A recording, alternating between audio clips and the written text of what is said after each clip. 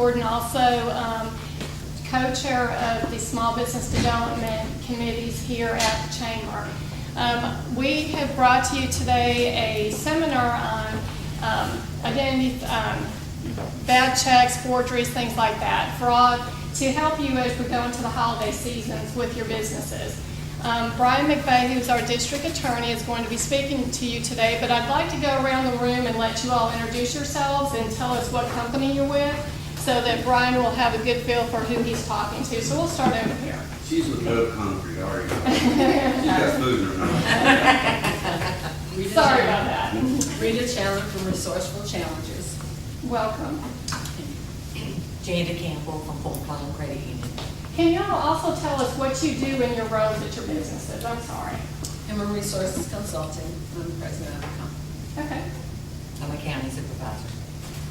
Kimberly Lummer, for call credit union return checks. Got any stories to tell? Amy Anderson, JSU Small Business Development Center, and we work with small businesses, so anything I can take back to them, good assistance. Ken Barrett, Washington Point Laundries, president of the company, and we deal with a few checks, but just trying to get a little more aware of issues. Okay. Linda Hearn, Calhoun County Chamber Manager, and I'm out of check, so I got money. I'm John Toronto. I work at AOD Federal Credit Union, and I'm in the front department. I'm Ginger Johnson. I work at AOD Federal Credit Union, and I'm a head teller. I'm Bethany Gordon, I work at AOD Federal Credit Union, I'm the sales president.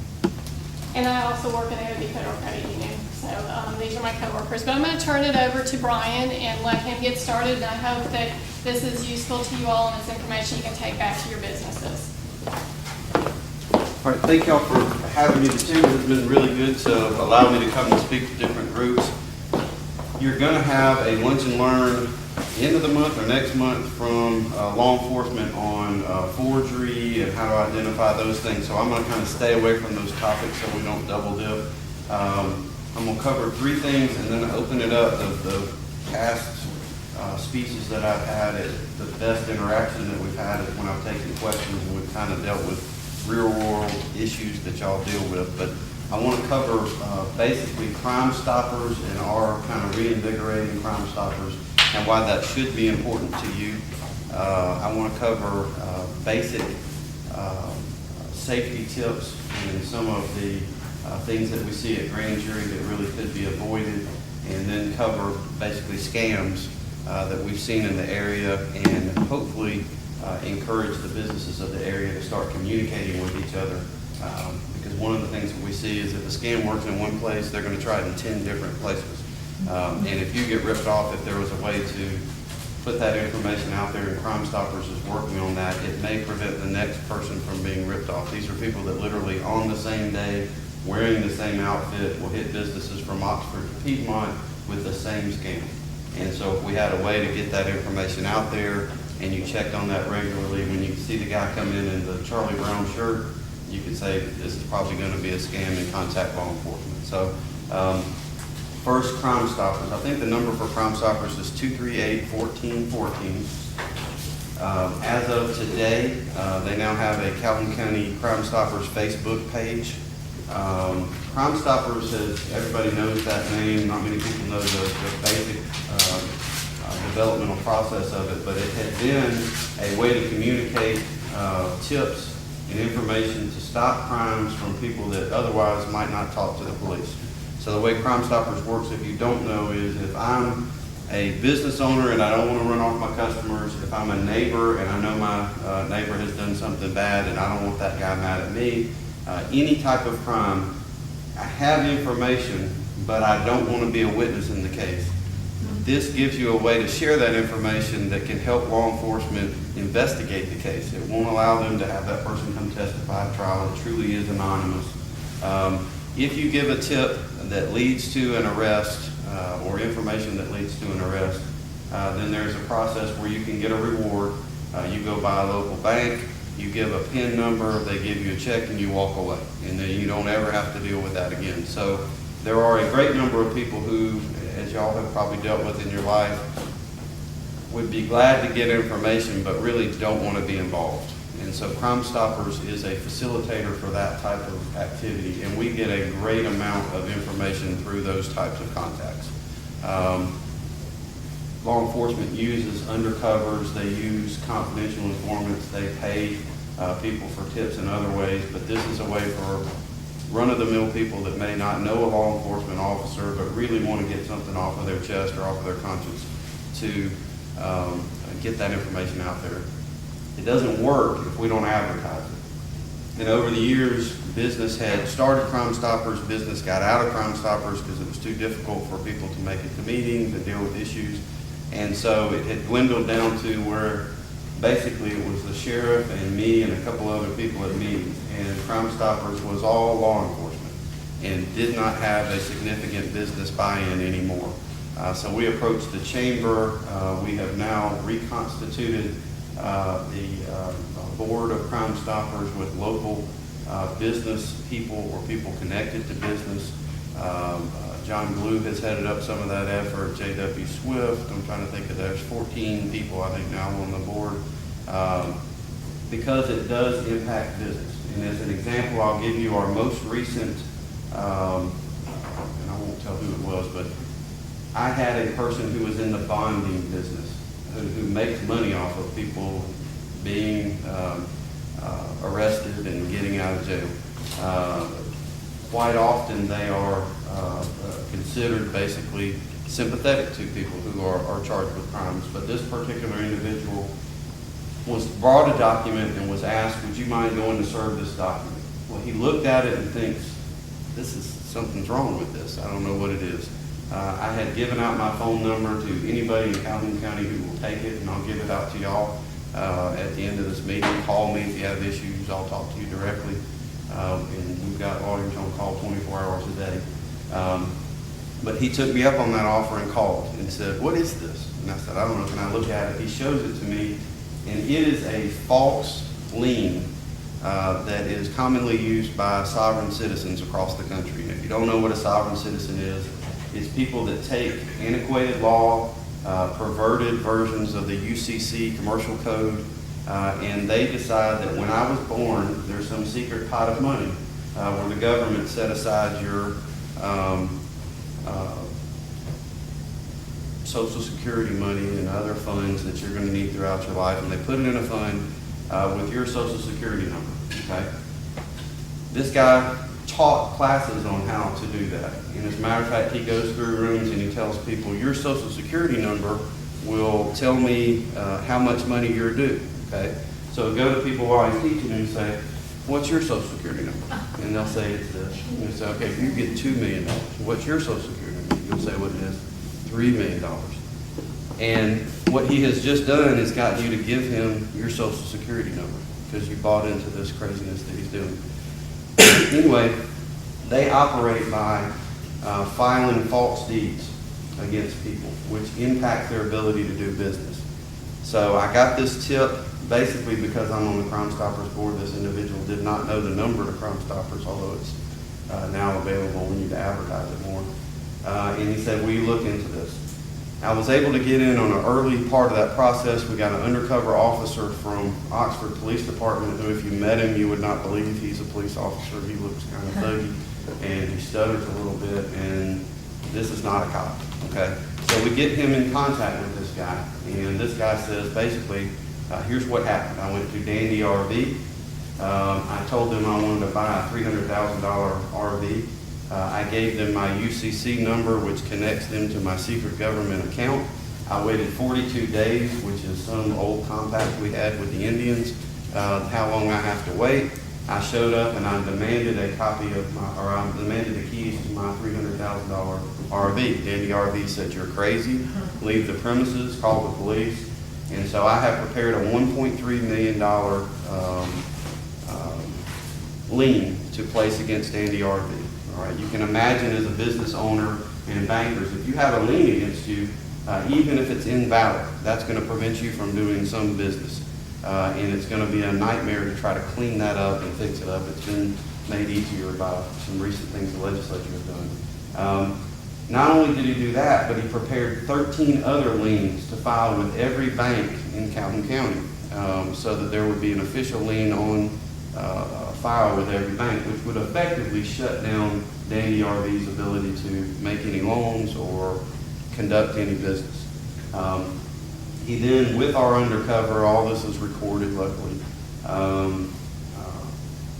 goes in and makes a phone call to Dandy RV. We had already told him that phone call was coming, all that's recorded. He demands money from them. They offer him, with our blessing, $25,000 cash to just walk away. He turns that down, and he said, no, that's not enough. So it gives you the kind of scope of how big this business is across the country. This is a man who was on federal probation for doing the same thing in other counties and had just come to our county. At the time, his wife was also involved, also on probation.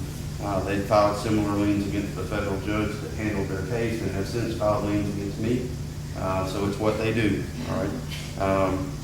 But we were able to get in on the ground floor. If I tried to explain that process to you from the outside without having an informant in there recording all of this, it would be hard for you to believe or understand. But because of that early tip, we were able to get somebody in, and he was able to record the whole thing and build what I think are good cases. And we had our first hearing on it the other day, and it was forwarded on through the system. So that is the sort of thing that could really impact a local business. I can't tell you, I think the tip we ended up paying the guy was $700, $750 to prevent $1.3 million times 14 worth of damage. That's a small price to pay in order to get that sort of information. So what I would encourage is for your businesses, the chamber specifically, if all you did was put up a sign that said, here's the Crime Stoppers number, and tell people, call it. You can give a truly anonymous tip. You can get rewards for it, or you can just give the tip and leave it alone, and you can help with crime. Business can use that. If you've got somebody that comes into your business and does something, you may not even be sure that it is a crime or that you have been ripped off yet. Call that tip line and let law enforcement know what is going on in our area so they can get in on the front end and try to stop it. Similar issue my brother and the DA in Jefferson County had the other day. A guy from up north flies down here with a pocket full of fake credit cards. He has a plane ticket to fly out the next day. He starts going around to Walmart with these fake credit cards. He buys thousands of dollars of gift cards at a time with a fake credit card. So I am laundering money by taking my fake credit card I've gotten by stealing IDs.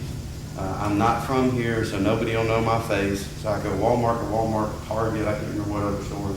Luckily, they figured out a pattern, saw he's moving from east to west, and so they called ahead and had law enforcement guys waiting at the Walmarts and Targets down the road and intercepted him and got him and built a pretty good case. That was not a Crime Stoppers issue, that was business communicating with one another. And so I think there's more to be done in the realm of Crime Stoppers to build sort of a network where business communicates with each other. If somebody goes to an Oxford bank and successfully gets $3,000, $4,000, they're going to go to other banks as well. And everybody needs to be communicating better than we do. Sitting on grand jury this week, we've got about 600 cases. We meet about 8 times a year and have about that many cases every time, 3,000 to 5,000 cases a year, felonies that come through here. The vast majority of them are completely avoidable. I would be as simple to say your employees should lock their cars. We've got bank and business employees that park outside of the business. That's where they work. They don't lock their car because they're used to that place. They leave things in their car, and so we get break-ins. The vast majority of breaking and entering cases are through unlocked doors. People go around parking lots just pulling the doors. And employees, either because of some level of comfort or because that's almost like home, don't remember to lock their doors. Or they'll leave their windows rolled down because they're nearby and they can look out the window from time to time and check, and they don't want their car to get too hot. So don't make yourself a target. And employees are the worst at being lax about security around their own businesses. And so that is a step you should look at. A second step, again, is communicating. Third step is simple practices, and it never fails. This grand jury is a good case. We have bankers that will be on grand jury serving. And when they hear about a check that was taken, they say, that shouldn't have made it through. There's no way that should have been processed. Our rules would have prevented that if the teller was following the rules. And I'm sure y'all had, I don't want to confession time, but probably similar circumstances. We have cases, and this has been one of the biggest schemes, where money launderers will go, they get a check creating machine, they get real check stock, they get legitimate business numbers, and then they get routing numbers, and they crank out checks. And they make them for outlandish amounts of money, $3,800 for payroll for this person. They will go through Atlanta or Birmingham and pick up homeless people, or people with drug problems, people that clearly have mental health issues. They'll take them to a hotel overnight, they'll buy them a new suit of clothes, they'll feed them, and they'll take them in 2 separate cars. One car drops them off, the other car stays behind. The drop-off car leaves. Stay behind cars there in the parking lot. They send them inside with their $3,800 check. This person provides their legitimate ID that they have. They apply to cash the check. The bank, and again, most of the cases that we have, does little to verify on the front end that this is a legitimate transaction, who this person is. They just cash that check, all right? If the bank catches it, they call law enforcement comes. When law enforcement shows up, they catch a homeless guy with a check from a bogus business for a bogus amount, and the getaway car leaves, okay? If the transaction goes through, the getaway car stays, the homeless guy goes outside, he gets to keep about $50 out of that $3,800, and then he gets to keep the clothes he's wearing. And they will hit every bank they can hit, okay? Early detection is obviously something that could stop that. So your tellers need to be wary of these scams that go around. We have that a lot, especially in Oxford, but if they can pull it off in Oxford, they hit all the way up 21 heading towards Gadsden.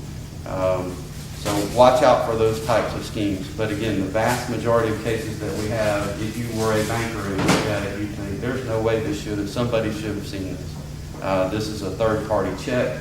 There were no questions asked about why do you have a $3,800 payroll check from a company in Tampa and you're cashing it in Oxford, Alabama.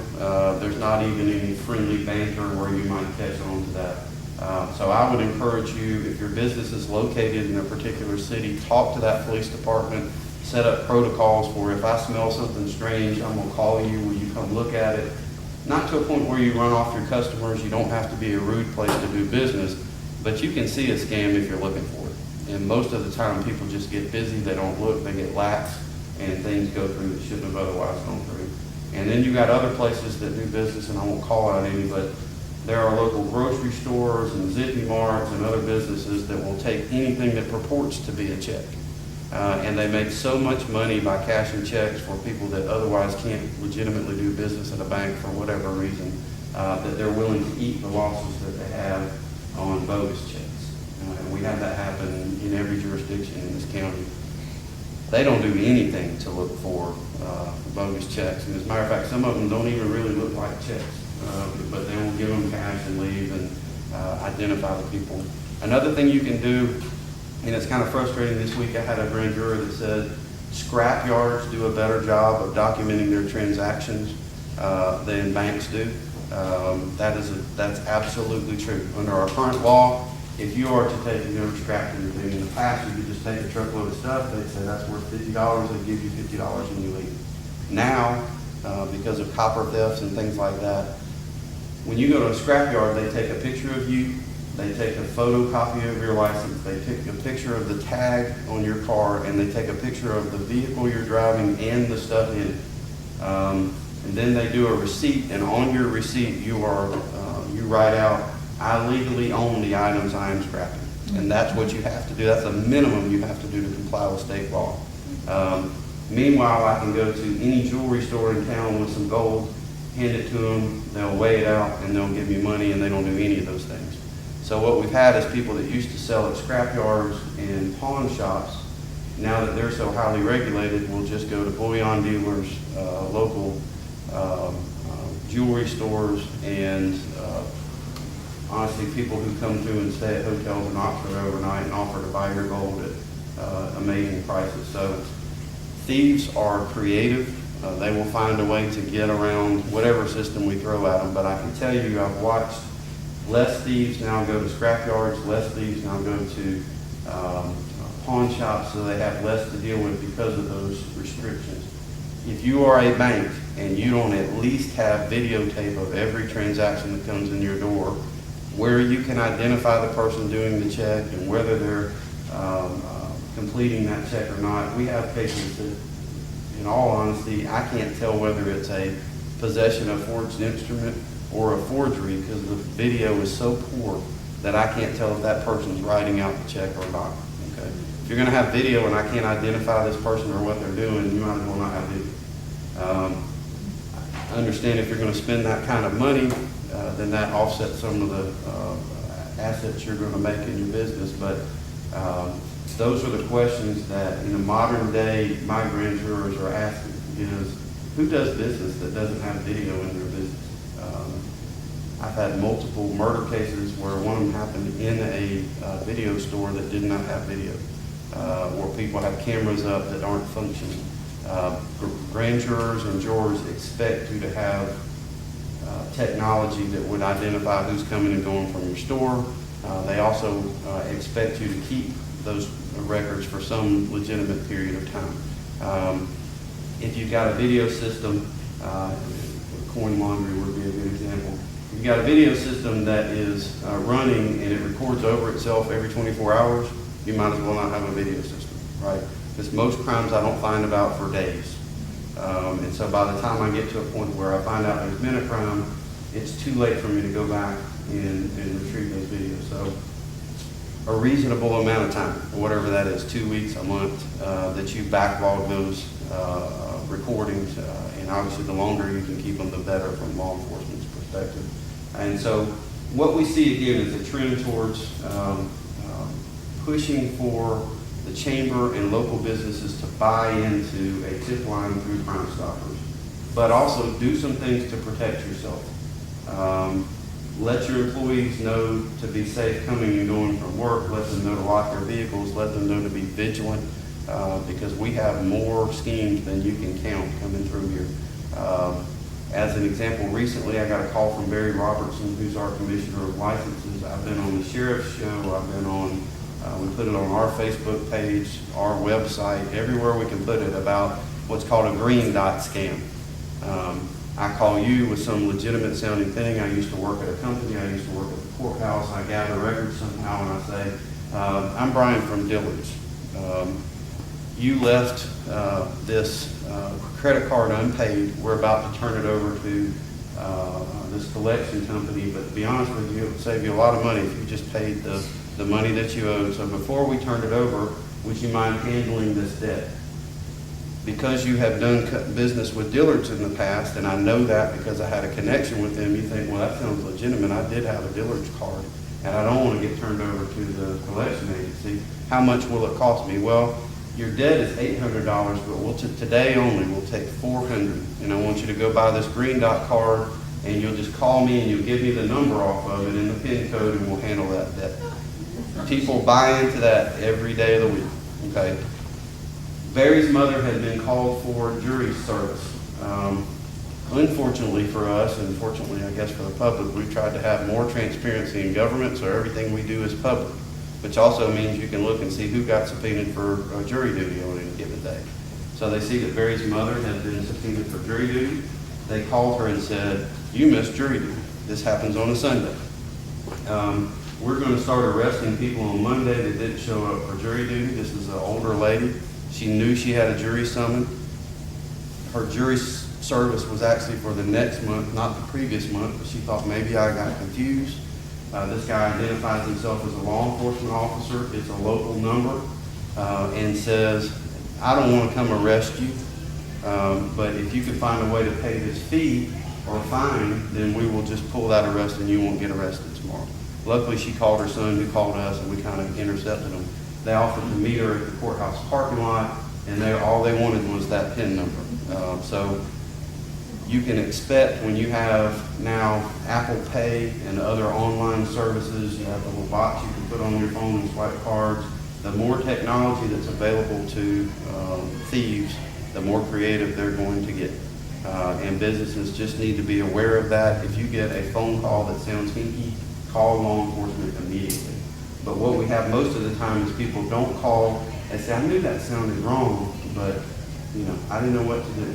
We got people, we have a lot of bankers in the room that will get what they say is a check in the mail.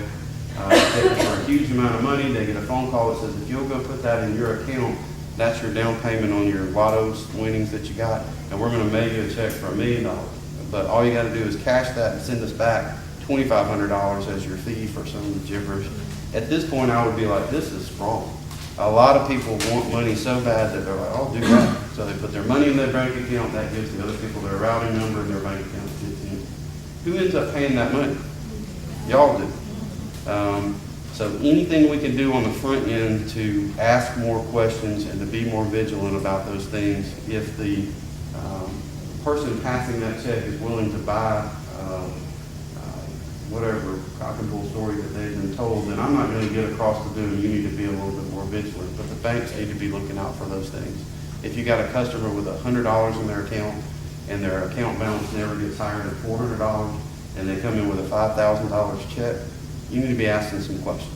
Not to run off your business, but just to say, wait, this is a extremely high account. So again, I would say Crime Stoppers is something we need to advertise.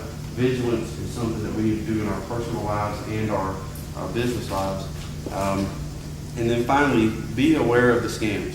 The sheriff has put them out there. Anniston Police Department's Facebook puts them out there. Oxford does. My department does. It doesn't do any good for you to discover that there was a scam without you passing that on. And if you don't want to put it that I was ripped off and my business was, call me. And I will let you know. We'll put that on my Facebook as an anonymous watch out for the scam so people know what to look for. But as businesses, even if it's your competition, we need to get that information out there that in Calhoun County now there is this particular scam. And once you've looked it up on the internet and been a victim, it's too late, but maybe you can help somebody else. Let me give you my cell phone number. And literally, I'll call. I got it with me 24 hours a day. I sleep with it on my nightstand.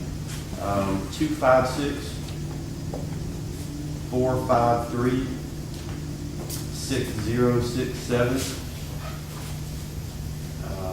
And if you need anything from me or my office, call that number. Let me know. I'll try to help any way I can. If I can't help, I'll try to get you somebody who will. One other issue I want to cover. We have for many years thought our bad check unit was going to die because there's going to be someday when people quit using checks. When that check 21 thing came through, I thought this is the end of it. That didn't kill it.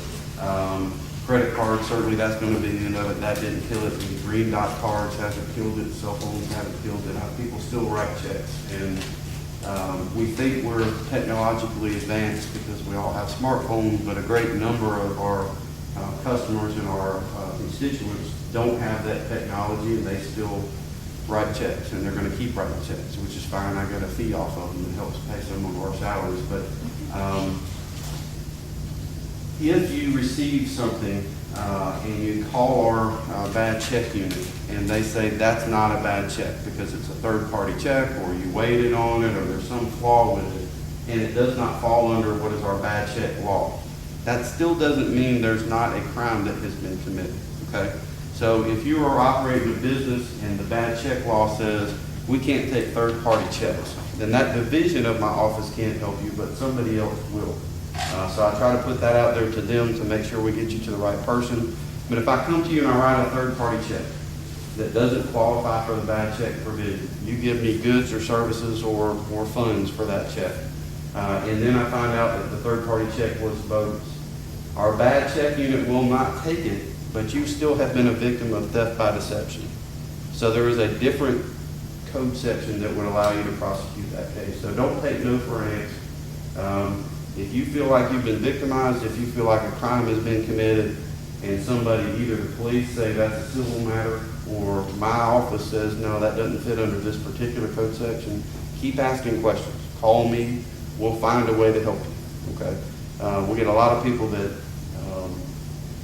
maybe the crime's in that range where I'm going to spend more time in court and this is really worse and we're not going to report it, or they get frustrated because they went to the police once and the police said, I don't know, this isn't really a crime. And they just quit and they give up. You can call me for free and you don't have to do anything more than that. If I can help you, I will. And we've got victim service officers that can go to court for you so you don't miss a great deal of time at work. But don't let people rip you off just because they were smart enough to know how much they can do in unique ways to try to get around the system. That's basically what I wanted to cover today. So I hope y'all have some questions, or it's going to be a short one. I actually have a question. You said you can have people go to court for you? Yes. How does that work? We have 2 victim service officers, and that used to not be an option years ago, but now because people have the ability to get contacted by phone, email, text, we have victim service officers that will go to court. If you call ahead of time, and most of the time they'll contact you and say, look, I can't be in court. I got to be in work. I got to be in a class in Colorado. I got 10 million things to do. We can go to court for you. They can be there for you. If a question arises, they can call your cell phone and say, hey, this person wants to plead to a misdemeanor as opposed to going through felony court. Would you be willing to do that? How much is restitution? General questions. What we found is the vast majority of court hearings that we have, if you watch Law and Order, you know, they have trial part 31. There's a whole part of our work that is not really, we subpoena victims, we generally have victims there, but they're not really required. And so if all I need you there for maybe is grand jury or ultimately the trial, then I'm not going to make you come to every court setting if you've got other things to do. And we can communicate by phone or text or email, and that's what the victim service officers do. So there's going to be at least one of them in every court setting. So we're trying our best to convince people that if coming to court would be cost prohibitive to you, just don't come. Let us go for you and let us communicate with you by phone, and you can keep doing your work and still be represented. And is that same number that you gave us, the 238 number, 1414? 238-1414 is Crime Stoppers. And what would be the number? 256-231-1770. Now, how early in the process would we need to bring the victim service officer into it? I would just call them if I thought I was going to literally, law enforcement officers hate coming to court. They call us day one and say, this is coming to court in a month, I can't be there. We don't even ask them why. We just say, can you be on call? If you can be on call, we'll communicate with you by phone. So we don't have to go through the whole scenario or whatever, because we had a subpoena that we had to go to grand jury for, so we could actually call you guys when we get the notice and say. Right, and what the victim service officer, they're trained to know when I have to have you and when I can do without you. And most of the hearings, like our preliminary hearing, is going to be 99% of the people waive their hearing and don't demand a trial. If there's a trial under our current Judge McIntyre, he will set it on another day. So if you come the first court day, you're going to sit there for several hours and do nothing. It's a waste of your time. So we're encouraging people, don't come. Obviously, it's a public hearing. You're welcome to come. But a lot of people, I mean, that's hundreds of dollars you sit there wasting that you could be doing something else. So we go for you.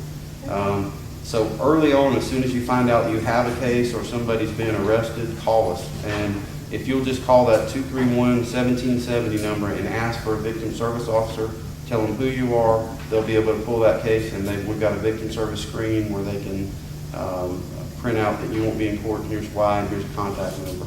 Now, I need you to answer that number when we call it, if you need to, but we try our best to put people on call because there are a lot of people who have, not that it's more important things to do, but it doesn't do you any good to chase one bad check writer and lose your business because of it. So we understand that, and we try to be sympathetic. I got that from my dad, who's been a practicing physician for many years. Doctors can get ripped off and they'll never call the police because they're going to lose so much money going through the system, and so they just aren't compliant. And a lot of them are pro-law enforcement guys. A lot of them volunteer their time with law enforcement, and if you rip them off to the tune of $500 or $1,000, they won't even call. It's not worth their time. So that's sort of where we got the idea, and then we found out it was pretty popular with business as well. So get that news out to your brethren, and I guess I'm being recorded. And the chamber's got all my contact numbers for anybody that ever wants to get in touch with me. We got a web page. If you go to the web page and send an email asking a question, that goes directly to me. And then obviously you can text me at that number. And my email address is Brian, BRIAN, MCV, and Victor, EIGHDA. So it's Brian McVeigh, DA, all one thing, eric@cableone.net. He answers. And everybody in my office is first name, last name, DA@cableone.net. So if you need another prosecutor on your case, you can. What's your social security number? You might as well give it out. Other people have it. I mean, Just buy a LifeLock and give your number out to everybody. Other questions? And- Are you the DA for Hampton? Yeah, I'm at Calhoun and Cleveland County, and we have, I told Linda, I come up for election in 2016. If I lose, it won't be because I didn't try hard. But we have, for the first time, we have a permanent prosecutor in Cleveland County as well. His name is Eric Snyder. Let me give you, I'll give you my people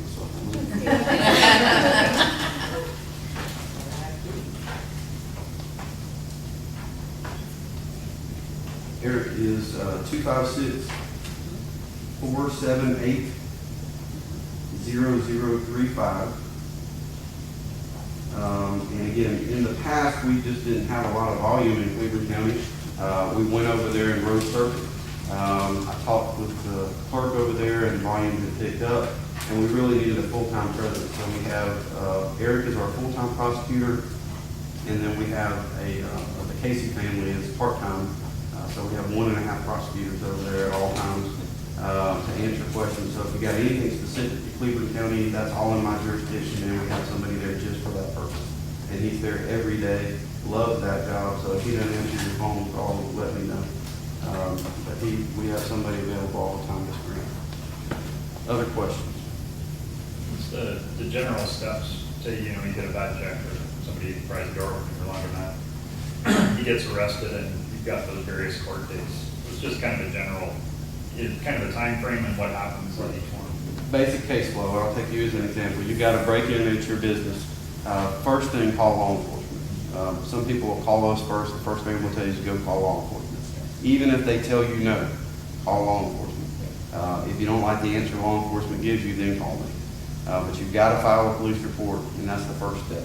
Say they catch somebody in your laundry, it's a very simple case, he's caught red-handed. They would arrest him at that point. The officer makes a determination as to whether they have probable cause. So he's going to ask questions, is this an employee that just came in after hours? Is this, probably will call you and have you say, no, I don't know who that guy is, and he shouldn't be in my business after hours. So they'll decide, I have probable cause, there's a probability of guilt, and I'm going to arrest this person. Within 48 hours, they have to get to a neutral and detached magistrate who is from our clerk's office.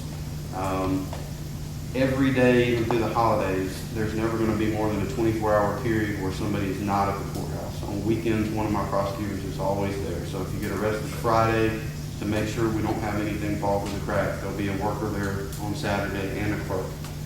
That person will hear the evidence and make a decision if they agree that probable cause exists. And if they do, then they issue what's called a warrant. And that all happens relatively quickly after the arrest.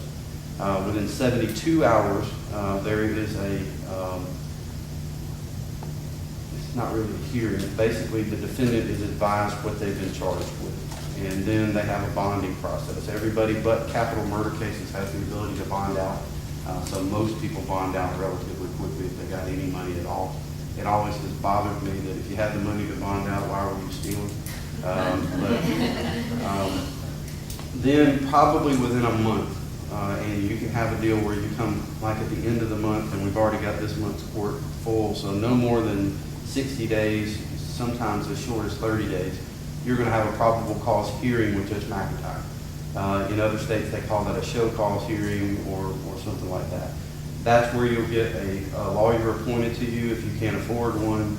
That's where you're advised of your basic rights.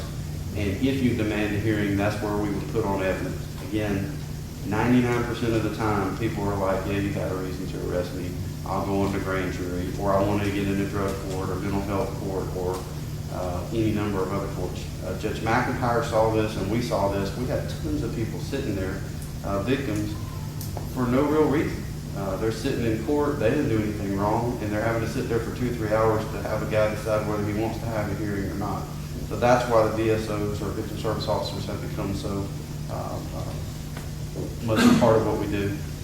At that hearing, if they say, I'm not going to waive, and they demand a hearing, usually the judge then next week will set another hearing.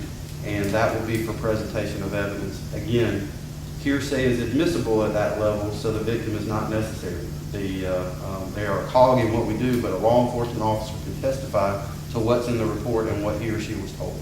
So you can even have a hearing without the victim present at that point. And that's what we're trying to get out there to people. If you want, if you have any level of trust in us, stay home, we'll handle it, we'll call you.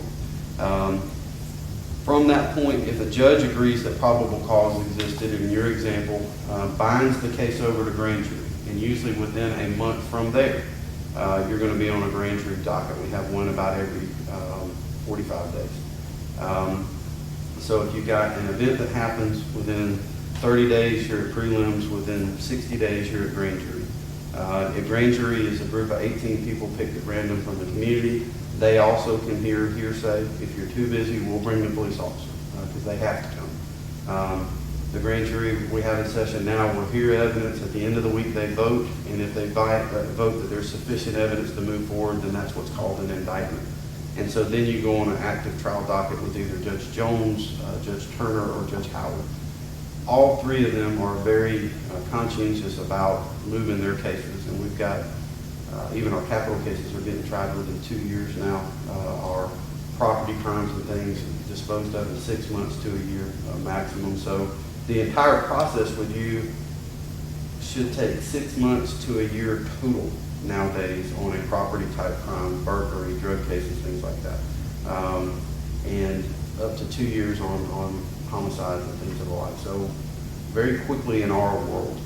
But there is no reason for a victim to have to come at all until trial day. And we've got 25 trial dates a year. We've got 2 judges running criminal trials at the same time. We've got, so that's 50 trial weeks a year. At best, my people can try 3 trials in a week. So you're talking about 150 cases we could dispose of by trial a year, which tells you the vast majority of cases we deal with are settled anyway.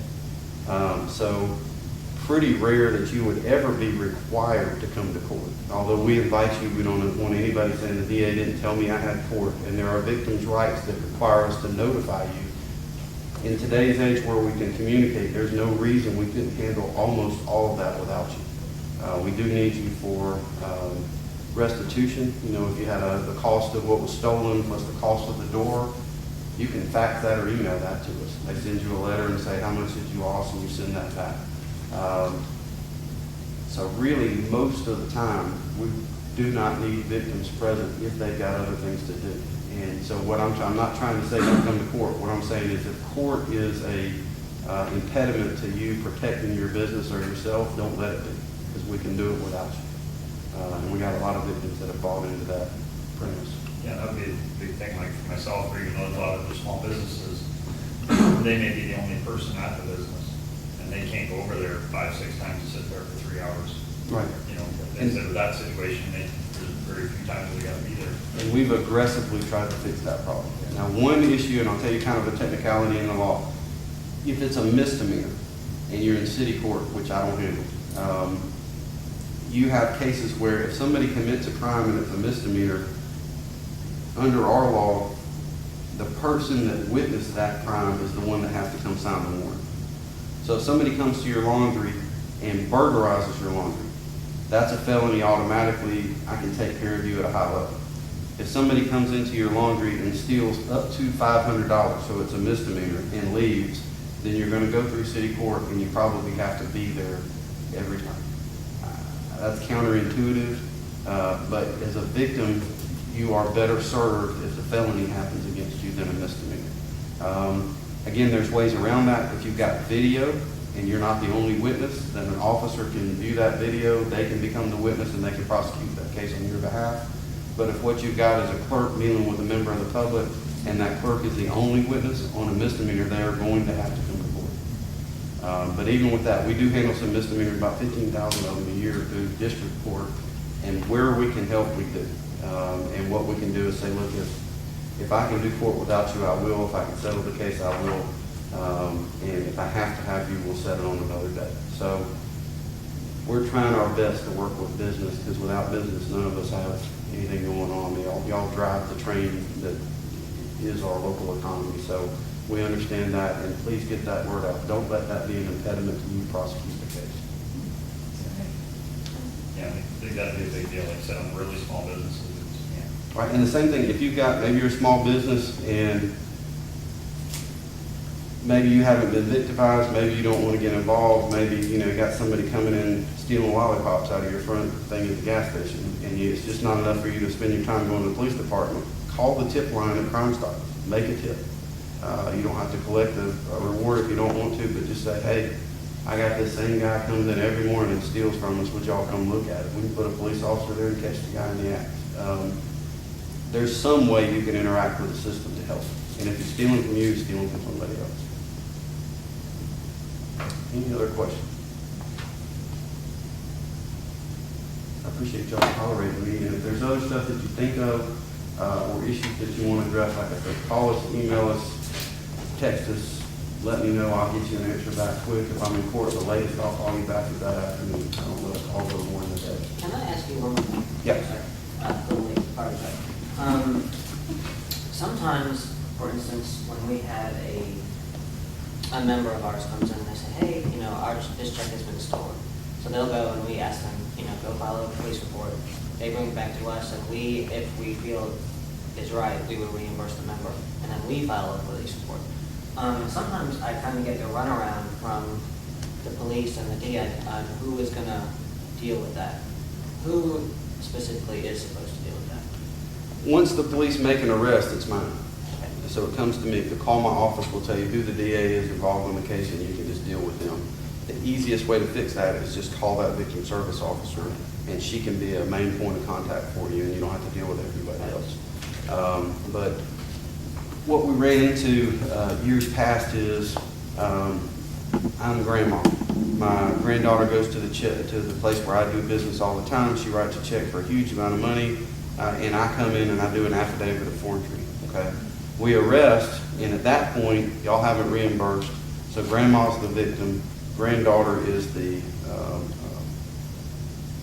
defendant. Okay, then y'all reimburse, and grandma goes to court and says, I don't want to pursue the case.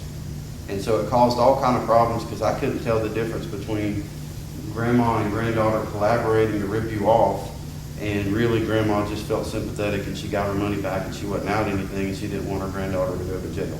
So what we started doing through local police, and it's not done statewide, some jurisdictions do it, is saying, if you reimburse them, you're my victim now, and you get to decide whether the case stays alive or not. So even if grandma feels like granddaughter shouldn't be prosecuted, she doesn't get a say in it if she got her money back. And so I use her affidavit of forgery as her testimony, and then if she comes and says, I lied, I let her do it, then I'm gonna prosecute her for perjury. So we've started doing that. So if y'all reimburse, you are the victim, and at that point, you get to make the decision with the case.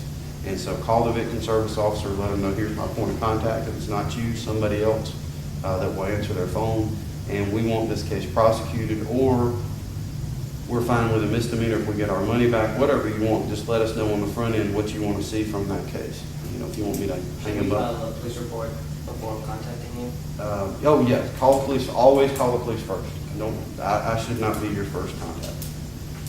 But you're going to have the police on bank cases, car transactions, title pawns, rent to owns. They're going to say, this sounds civil to me. AOD has plenty of money, and you know, y'all can just eat that loss. Law enforcement has got enough to do, and they're going to discourage y'all every chance they can get. I'm not being rude to my law enforcement brethren, they have a lot of work to do. And if it's a relatively small check and you're a big old bank, they're going to be like, look, really, do you care? You know, you reimburse your customer, why don't you just move on? I think the other way, you know, if we start prosecuting granddaughter, then it may encourage people to quit stealing, or quit stealing from you maybe. And the word will get out. If AOD is tough on bad checkers and they start putting some people in jail or prison, then they'll go to another bank. And if all my local banks were tough on it, then they'll go to another county. Thieves are smart. Any other questions? Awesome. Thank you so much.